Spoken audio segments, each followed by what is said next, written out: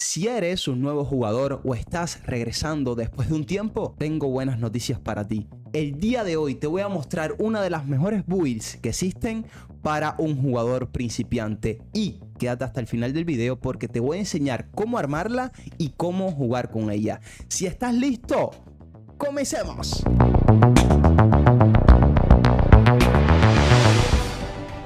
Cuando llegamos al nivel 40, no contamos con las estadísticas de nuestro reloj SHD. Por lo tanto, tendremos que elegir un set que se adapte a nuestras exigencias. El set que les presentaré el día de hoy sin duda alguna cumple con todas ellas y se acoplará muy bien gracias a sus atributos y bonificaciones. ¿De qué set estamos hablando? Bien, el set en cuestión es el de Iniciativa Umbra. Pero para poder aprovecharlo, primeramente debemos estudiar sus talentos. Desde las sombras es uno de ellos. Nos aumentará el daño crítico y los disparos por minuto al estar a cubierto.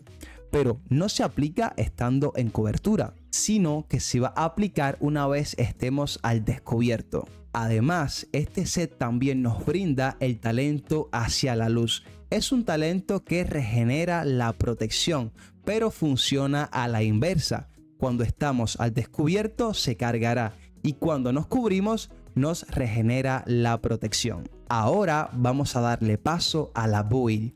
¿Cómo la tenemos armada? Lo primero es la especialización. Aquí elegiremos la del técnico, ya que esta nos brinda el puntero láser vinculado. Es un modificador de empuñadura que nos permite marcar a los enemigos con un pulso. ¿Y para qué nos sirve esto? Muy buena pregunta. Lo que pasa es que el arma principal que cargaremos es el romperreyes. Esta arma equipa un talento llamado encefalograma plano perfecto.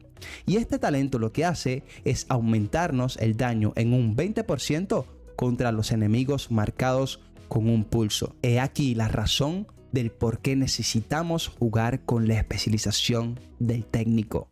En las piezas llevaremos 4 piezas del set Iniciativa Umbra, una pieza de Fenris para obtener más daño con el rifle de asalto y una pieza del Chesca para aumentar nuestra probabilidad de crítico.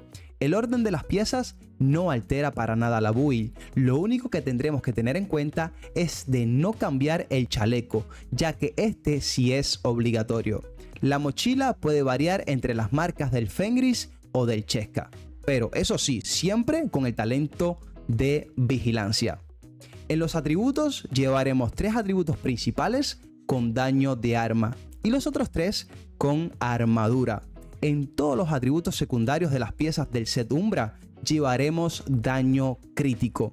En las otras piezas de marca llevaremos probabilidad y daño crítico. Pasando a los modificadores, esto dependerá mucho de lo que necesitemos en ese momento. Mi consejo es de no bajar de 50% de probabilidad de crítico. Y si ya tenemos esa cantidad en las estadísticas, entonces los modificadores los podemos invertir en daño crítico.